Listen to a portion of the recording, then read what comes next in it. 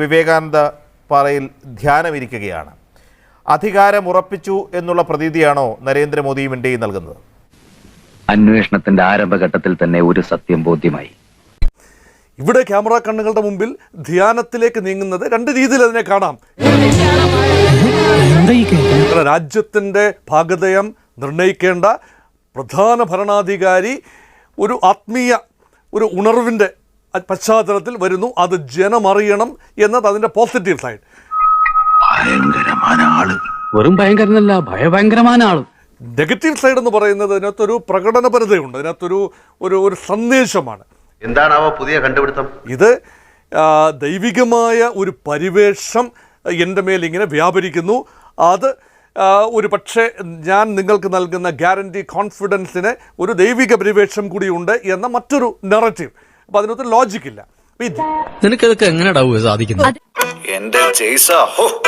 NDA മുന്നണിക്ക് ഒരൊറ്റ മുഖ്യ യോദ്ധാവ് മാത്രമാണ് നായകനാണ്. മറ്റെല്ലാവരും ആ നായകനെ ആ സ്ഥാനത്തെത്തിക്കാൻ വേണ്ടി വിധിക്കപ്പെട്ട ആളുകളാണ്.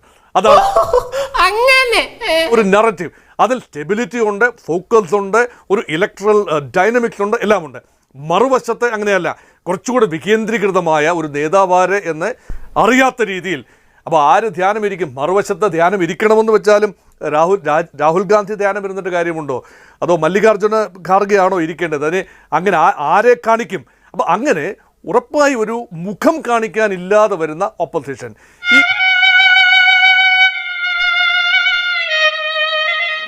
ഒന്ന്, പ്രധാനമന്ത്രി നരേന്ദ്രമോദി അദ്ദേഹം ഒരു പ്രഖ്യാപിത ഹിന്ദുവാണെന്ന് പറയാൻ ഒട്ടും മടിയില്ലാത്ത ആളാണ്. എടുപ്പെടുക്കുമ്പോൾ മാത്രം ഞാൻ ജനുധാരി ബ്രാഹ്മണാണ് എന്ന് പറഞ്ഞ് ക്ഷേത്രങ്ങൾ കയറി ഇറങ്ങുക, ചില സംസ്ഥാനങ്ങളിൽ പോയാൽ അമറാവുക, ചില സംസ്ഥാനങ്ങളിൽ പോയി കഴിഞ്ഞാൽ അക്ബർ ആവുക, മറ്റു ചില സംസ്ഥാനങ്ങളിൽ പോയി കഴിഞ്ഞാൽ സൗകര്യത്തിന് വേണ്ടി ആന്റണി ആവുക. ആ പരിപാടിയൊന്നും നരേന്ദ്രമോദിക്കില്ലല്ലോ. അദ്ദേഹം പ്രത്യേകിച്ച് ക്ഷണിച്ചു കൊണ്ടുവരേണ്ട കാര്യമൊന്നുമില്ല. അദ്ദേഹം പോകുന്ന സ്ഥലങ്ങളിലൊക്കെ ജനക്കൂട്ടമുണ്ടാകും. സ്വാഭാവികമായിട്ടും അത് മാധ്യമങ്ങൾ കവർ ചെയ്യും. അത് നിഷേധിക്കാൻ കഴിയുന്ന കാര്യമല്ല. അദ്ദേഹം ലോകത്തെ ഏറ്റവും ശ്രദ്ധ കിട്ടുന്ന ആൾ തന്നെയാണ്. അതിൽ ആർക്കും തർക്കവും ഉണ്ടാവില്ല. അദ്ദേഹം അമേരിക്കയിൽ പോയാലും ലോകത്തിന്റെ ഏത് ഭാഗത്ത് പോയാലും ആ ജനക്കൂട്ടമുണ്ടാകും. സ്വാഭാവികമായിട്ടും മാധ്യമങ്ങൾ ശ്രദ്ധിക്കും, നിങ്ങളടക്കമുള്ള മാധ്യമങ്ങൾ. ഇനി അദ്ദേഹത്തെ നിങ്ങൾക്ക് വെറുക്കാം, അദ്ദേഹത്തെ നിങ്ങൾക്ക് എതിർക്കാം, പക്ഷെ അദ്ദേഹത്തെ നിങ്ങൾക്ക് അവഗണിക്കാൻ സാധിക്കില്ലല്ലോ. അപ്പൊ അവഗണിക്കാൻ കഴിയാത്ത ലോകത്തിലെ ഏറ്റവും പ്രധാനപ്പെട്ട രാഷ്ട്ര നേതാവ് ധ്യാനമിരിക്കാൻ പോകുന്നതിൽ ഒരു അത്ഭുതവുമില്ല. പിന്നെ അദ്ദേഹം പോകുന്നത് ബാങ്കോക്കിലേക്ക് 57 ദിവസത്തെ വിഭാസന ഇരിക്കാനൊന്നും അല്ലല്ലോ, തായ്ലൻഡിലേക്കൊന്നും അല്ലല്ലോ.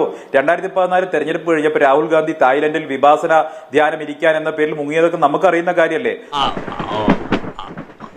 ഈ 1-ാം തീയതിയോ 2-ാം തീയതിയോ ഒക്കെ പിന്നെ മീറ്റിംഗ് കൂടാൻ ഈ മുന്നണിക്ക്, ഇവരുടെ ഇന്ത്യ മുന്നണിക്ക് എല്ലാ അധികാരമുണ്ട്. അതൊക്കെ പ്രതിപക്ഷത്തുള്ള പാർട്ടികൾക്ക് അത്തരത്തിൽ യോഗം കൂടാനോ സഖ്യത്തിൽ അത്തരം യോഗങ്ങൾ കൂടാനൊക്കെ എല്ലാ അധികാരമുണ്ട്. പക്ഷെ 4-ാം തീയതിക്ക് ശേഷം അങ്ങനെ ഒരു യോഗം നടക്കുമെന്ന് ആരെങ്കിലും പ്രതീക്ഷിക്കുന്നുണ്ടോ? നടക്കും. ഒരു ഗതിയില്ലാതെ നീ പെരുവഴി കൂടെ അവരുടെ ഏറ്റവും അവസാനത്തെ യോഗമാണ് നടക്കാൻ പോകുന്നത്. ഇത് ഒരു വിടപറയൽ യോഗമാണ്, ഒരു പിരിച്ചുവിടൽ യോഗമാണ്. ഈ തെരഞ്ഞെടുപ്പിന്റെ കണക്കൊക്കെ അവതരിപ്പിച്ച് ഉത്സവ കമ്മിറ്റികൾ പിരിച്ചുവിടുന്നത് പോലെ വിളിച്ചിരിക്കുകയാണ്.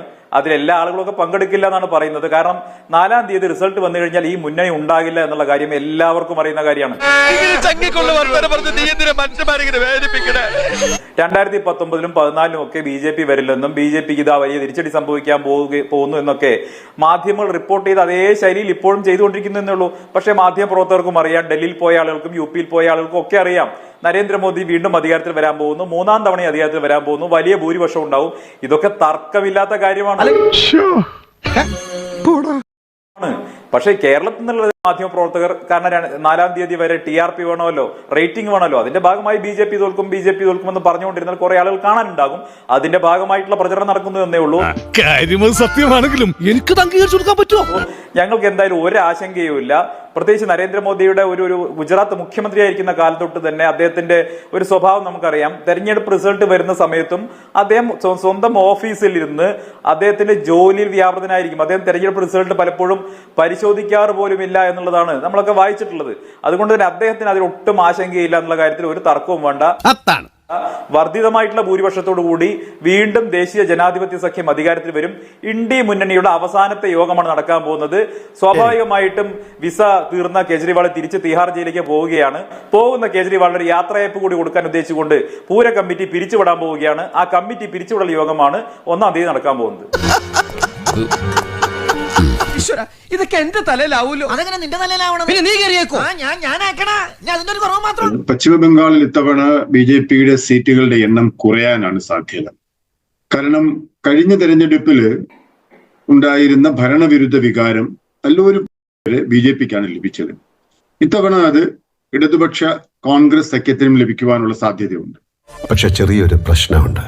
പക്ഷേ ശ്രീ ദേവരാജൻ, 2014 കേവലം 2 സീറ്റാണ് അവിടെ ബംഗാളിൽ ബി.ജെ.പിക്ക് ഉണ്ടായിരുന്നത്. 2019 ആയപ്പോഴേക്കും അത് 18 സീറ്റായി വർദ്ധിക്കുകയാണ് ചെയ്തത്. 2016 നിയമസഭാ തെരഞ്ഞെടുപ്പിൽ അവിടെ ഉണ്ടായിരുന്ന കേവലം 3 സീറ്റുകളാണ്. അത് 77ലേക്കാണ് വർദ്ധിപ്പിച്ചത്.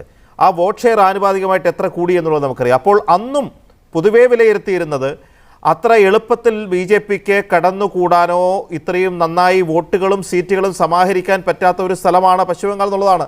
അതുകൊണ്ട് മിക്കവാറും ഈ ബി.ജെ.പിയെ അത്ര അനുകൂലിക്കാത്തവർ പോലും ഇപ്പോൾ നൽകുന്ന പ്രഡിക്ഷനിൽ ഒന്ന് കുറഞ്ഞത് 4 മുതൽ 8 സീറ്റ് വരെ, ചിലർ പറയുന്നു 10 സീറ്റ് വരെ ബംഗാളിൽ കൂടിയേക്കാം. അതായത് 18 എന്നുള്ളതൊരു 25ഓ 28ഓ, ബി.ജെ.പി അവകാശപ്പെടുന്ന 30 കടക്കുമെന്ന്, ഇല്ലെങ്കിൽ പോലും 22-25, അതായത് തൃണമൂൽ കോൺഗ്രസിനേക്കാൾ മുകളിൽ കംഫർട്ടബിളായിട്ട് 1-ാം സ്ഥാനത്ത് ബി.ജെ.പി എത്തുമെന്നാണ് പലരും പ്രവചിക്കുന്നത്.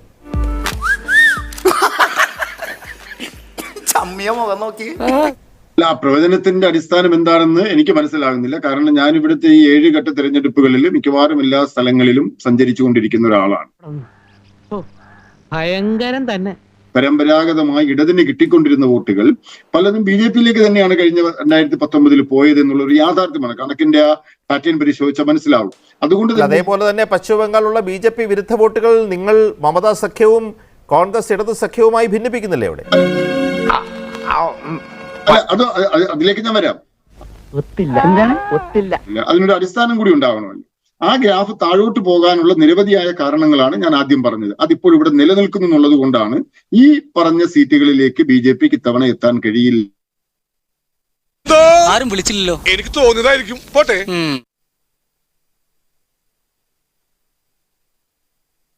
സാങ്കേതിക പ്രശ്നമുണ്ട്. ഡോക്ടർ മോഹൻ വർഗീസ്, ഈ ബംഗാൾ ഫാക്ടർ ബി.ജെ.പി ഇന്ന് നരേന്ദ്രമോദി പറഞ്ഞ ഏറ്റവും ബെസ്റ്റ് പെർഫോമിംഗ് സ്റ്റേറ്റ് ആയിരിക്കും പശ്ചിമ ബംഗാൾ എന്ന്, കണക്കിൽ അത് ശരിയാകുമോ? ഇന്ത്യ മുന്നണി വേറിട്ട് മത്സരിക്കുന്നത് ഒരു തരത്തിൽ പറഞ്ഞാൽ മമതാ ബാനർജിക്ക് പ്രയോജനം തന്നെയാണ്. കാരണം മമതാ വിരുദ്ധ വോട്ടുകളിൽ ചിലതെങ്കിലും കോൺഗ്രസിനും അതുപോലെ CPM-നും ഒക്കെ പോകാൻ സാധ്യതയുണ്ട്. അതൊക്കെ ശരിയാ. പക്ഷെ വേറൊരു കാര്യമുണ്ട്. 5 സീറ്റുകൾ ഇപ്രാവശ്യം ബി.ജെ.പിക്ക് അതിൽ നഷ്ടപ്പെടാം. പക്ഷേ തൃണമൂൽ കോൺഗ്രസ് ജയിച്ച ഏതാനും സീറ്റുകൾ ഇപ്രാവശ്യം ബി.ജെ.പി പിടിക്കും. ശക്തമായ മത്സരം അവിടെ നടക്കുന്നു എന്നതാണ്. അത് ശരിയാ. വിശകലനങ്ങളും പറയുന്നതാണ് വടക്കിനെയും പടിഞ്ഞാറിനെയും ഒരുമിച്ചെടുക്കണം. അവിടെയാണ് 260-ൽ പരം സീറ്റുകൾ ബി.ജെ.പി നേടി നിൽക്കുന്നത്. അതിൽ നിന്ന് താഴെ പോകും എന്ന കാര്യത്തിൽ യാതൊരു സംശയവുമില്ല. ശരിയാണ്. ശ്രീ ദേവരാജൻ, സാങ്കേതിക പ്രശ്നം മാറിയെന്നാണ് ഞാൻ വിശ്വസിക്കുന്നത്. നേരത്തെ ശ്രീ സന്ദീപ് വാര്യർ പറഞ്ഞത് കേട്ട് കാണും. കൂട്ടമണി അടിച്ച് പിരിച്ചുവിടാൻ വേണ്ടി 1-ാം തീയതി യോഗം ചേരുക മാത്രമാണ്, അവിടെ അവസാനിക്കുക, ഉത്സവ കമ്മിറ്റി പിരിച്ചുവിടുമെന്നാണ് ഇന്ത്യ സഖ്യം. അങ്ങനെയാൽ ഇന്ത്യ സഖ്യം ഉണ്ടായപ്പോൾ തന്നെ ഇങ്ങനെ ഒരു സഖ്യം നിലനിൽക്കാൻ പോകുന്നില്ല എന്നുള്ളതായിരുന്നു ബി.ജെ.പി നേതാക്കന്മാരുടെ ആദ്യത്തെ പ്രതികരണം. ഇത് തെരഞ്ഞെടുപ്പ് പ്രഖ്യാപിച്ചു കഴിയുമ്പോൾ സീറ്റ് വിഭജനത്തോടു കൂടി ഈ മുന്നണി ഇല്ലാതാകുമെന്നായിരുന്നു ആദ്യം പറഞ്ഞിരുന്നത്. ഒടുവിൽ സീറ്റ് വിഭജനമൊക്കെ വലിയ വഴക്കം ഒന്നുമില്ലാതെ തന്നെ ഒരു പരിധി വരെ നടത്തിയെടുക്കാൻ കഴിഞ്ഞപ്പോഴത്തേക്ക് പിന്നീട് പറഞ്ഞത് തെരഞ്ഞെടുപ്പ് വരെ ഈ സഖ്യം ഉണ്ടാകും എന്നുള്ളതാണ്. ഇപ്പോൾ സന്ദീപ് വാര്യർ ഉൾപ്പെടെയുള്ള ബി.ജെ.പിയുടെ നേതാക്കന്മാർ പറയുന്നത് ഈ ഉത്സവ കമ്മിറ്റി പോലെ 1-ാം തീയതി പിരിച്ചുവിടാൻ പോവുകയാണ്. പറയുക എന്നുള്ളത് അവർക്കുള്ള അവകാശമാണല്ലോ. എഗ്രി, ഞാൻ അതിനെ സമ്മതിക്കുന്നു, അതിനകത്ത് തർക്കമൊന്നുമില്ല. പക്ഷെ അതല്ല വിഷയം. എന്താ മിസ്റ്റർ നന്ദൻ? ഒന്നുമില്ല, പറയണം.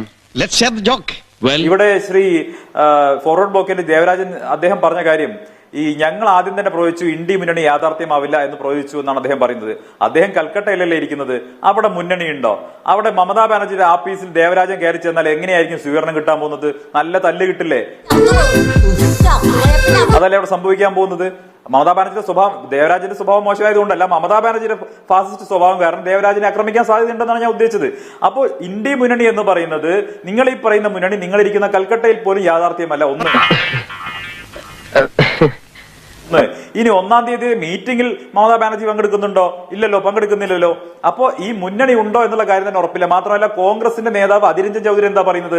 മമതാ ബാനർജിയെ വിശ്വസിക്കാൻ കൊള്ളില്ല എന്നാ പറയുന്നത്. എന്നിട്ട് അതിന്റെ പേരിൽ എന്തൊക്കെ പുക അവിടെ ഉണ്ടായി. എന്നിട്ട് കൽക്കട്ടയിൽ ഇരുന്നു കൊണ്ട് ഞങ്ങളെ എന്തിനാ ആക്ഷേപിക്കുന്നത്? നിങ്ങൾ ചുരുങ്ങിയ പക്ഷം നിങ്ങളിരിക്കുന്ന കൽക്കട്ടയെങ്കിലും ആ മുന്നണി ഉണ്ടാക്കി കാണിക്കുക.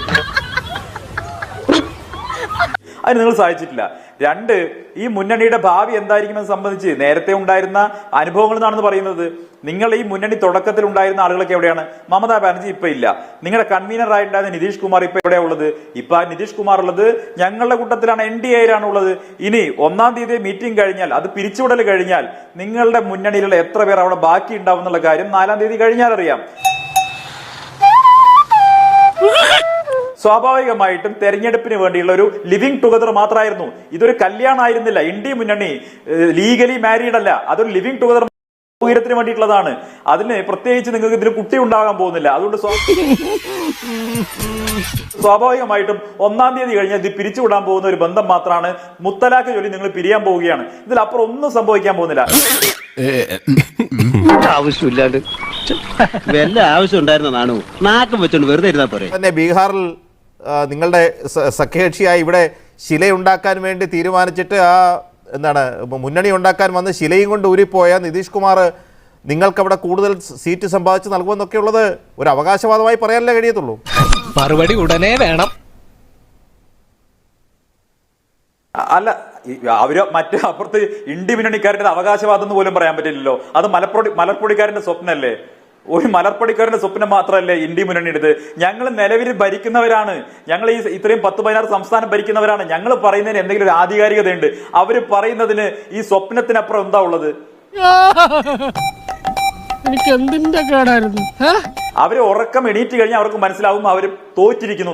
നിങ്ങൾക്ക് മാന്യമായി 4-ാം തീയതി വന്ന് തോൽവി സമ്മതിക്കണം. 4-ാം തീയതി വന്ന് EVM-ന്റെ കുഴപ്പം പറയരുത്. 4-ാം തീയതി വന്നിട്ട് തെരഞ്ഞെടുപ്പ് അട്ടിമറിച്ചു എന്ന് പറയരുത്. ഇനി അടുത്ത വാദോ അതെടുത്ത ന്യായോ അതാ പറയാൻ പോകുന്നത്. ഇപ്പൊ അതിലേക്ക് എത്തിക്കഴിഞ്ഞു. ഒരാവശ്യം ഉണ്ടായിരുന്നില്ല. കിട്ടിയാ? ഇല്ല, ചോദിച്ചു വാങ്ങിച്ചു. പോവാ.